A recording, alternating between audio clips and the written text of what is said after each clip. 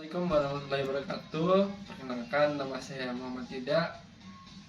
NPM saya 2341148 dari kelas MNJ 23B. Oke, di sini saya akan menjelaskan materi tentang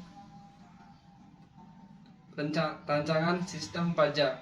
Apa sih rancangan sistem pajak? Sistem pajak merupakan struktur yang mengatur bagaimana pemerintah mengumpulkan pendapatan dari warga negara atau entitas bisnis untuk mendanai layanan publik.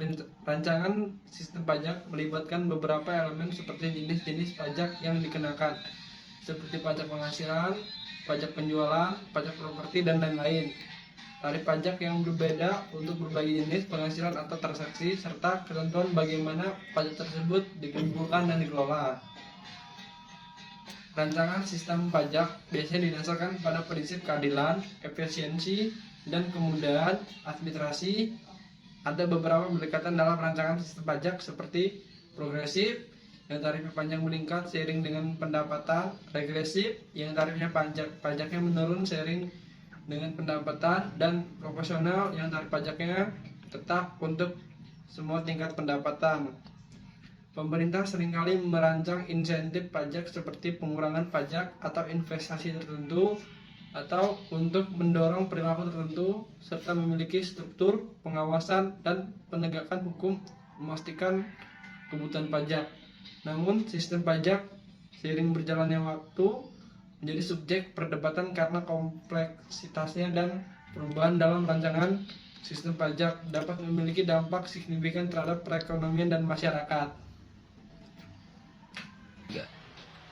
Rencana sistem pajak mencakup perubahan atau pengaturan baru dalam struktur atau peraturan pajak yang sudah ada. Contohnya bisa beragam seperti pengenalan pajak baru, pemerintah merencanakan atau untuk memperkenalkan pajak baru, misalnya pajak karbon untuk mengurangi dampak lingkungan, atau pajak transaksi keuangan untuk mendapatkan pendapatan tambahan.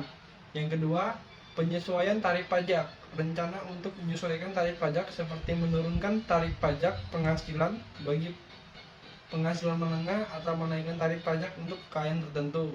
Yang ketiga, insentif pajak. Perubahan dalam insentif pajak, misalnya memberikan insentif pajak kepada perusahaan yang melakukan investasi di sektor tertentu, atau memberikan insentif untuk pembelian rumah pertama.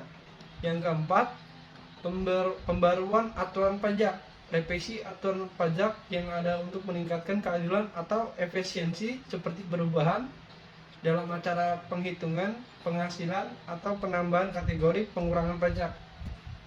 Yang kelima, penghapusan atau penggabungan pajak. Rencana untuk menghapus pajak tertentu yang dianggap tidak efektif, atau menggabungkan beberapa jenis pajak menjadi satu sistem yang lebih sederhana. Contoh konkretnya adalah rencana pemerintah untuk menurunkan tarif pajak penghasilan bagi individu dengan penghasilan menengah, sementara sekaligus mengenakan pajak tambahan pada keuntungan modal capital gains yang tinggi. Hal ini bertujuan untuk mendorong investasi dan mengurangi kesenjangan pendapatan. Oke, mungkin itu saja yang bisa saya jelaskan. Kurang lebihnya saya mohon maaf. Wassalamualaikum warahmatullahi wabarakatuh. Terima kasih.